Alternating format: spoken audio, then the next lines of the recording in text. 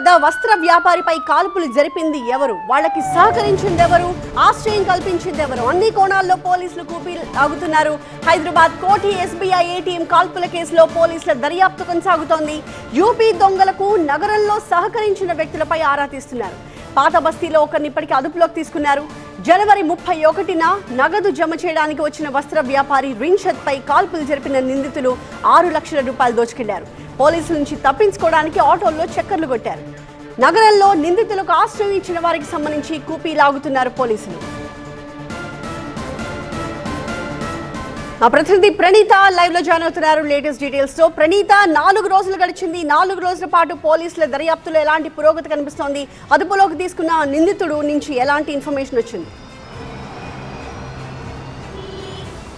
అయితే నిందితుడిని ఇక్కడ అదుపులోకి తీసుకోలేదు. కేవలం ఆ నిందితుడికి ఎవరైతే సహకరించారు అని పోలీసులు అనుమానిస్తున్నారో ఒక సస్పెక్ట్ని మాత్రమే ఇక్కడ హైదరాబాద్ ఓల్డ్ సిటీలో పోలీసులు ఆ వ్యక్తిని అదుపులోకి తీసుకున్నట్టు తెలుస్తుంది. అండ్ రిమైనింగ్ ఈ నిందితుల కోసం ఏదైతే గాలింపు కొనసాగుతుందో హైదరాబాద్ నుండి టాస్క్ ఫోర్స్ బృందాలు ఇప్పటికే యూపీకి వెళ్ళాయి. సో అక్కడ పోలీసులకి ఇచ్చినటువంటి ఇన్ఫర్మేషన్ ప్రకారం నిందితుడు ఓల్డ్ అఫెండర్ అని తెలియడంతో అక్కడ యూపీ పోలీసుల సహకారాన్ని కూడా హైదరాబాద్ టాస్క్ ఫోర్స్ పోలీసులు తీసుకుంటున్నారు. ఎందుకంటే ఓల్డ్ అఫెండర్ కాబట్టి ఖచ్చితంగా అక్కడి పోలీసులకు సైతం ఈ అఫెండర్ పైన ఖచ్చితంగా వాళ్ళ దగ్గర డీటెయిల్స్ ఉంటాయి కాబట్టి ఇక్కడ నుండి వెళ్ళినటువంటి క్రమంలో అక్కడ యూపీ పోలీసుల సహకారాన్ని కూడా హైదరాబాద్ టాస్క్ ఫోర్స్ పోలీసులు తీసుకుంటున్నారు. సో ఈ ఇద్దరు నిందితులకు సంబంధించి ఇప్పటి వరకు అయితే వాళ్ళు పోలీసులకి దొరకలేదు. యూపీలో హైదరాబాద్ టాస్క్ ఫోర్స్ పోలీసులు దాదాపు ఒక 3 టీమ్స్ ఇక్కడ హైదరాబాద్ నుండి యూపీకి వెళ్ళాయి.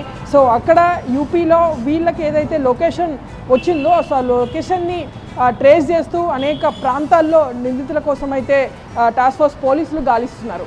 సో కొద్ది రోజుల క్రితమే ఈ నిందితులు యూపీ నుండి హైదరాబాద్కి వచ్చారు. సో హైదరాబాద్లో చంద్రాయన్ గుట్టతో పాటు బార్కస్ లాంటి ప్రాంతాల్లో నివసించారు. సో అక్కడ నివసించేటువంటి టైంలో వీళ్ళకి ఒక లోకల్ పర్సన్ వీళ్ళకి సహాయం చేశాడు అనేటువంటిదే అలిగేషన్. సో ఆరోపణల నేపథ్యంలో ఒక పర్సన్ అయితే అదుపులోకి తీసుకొని విచారిస్తున్నారు. Thank you Praneetha.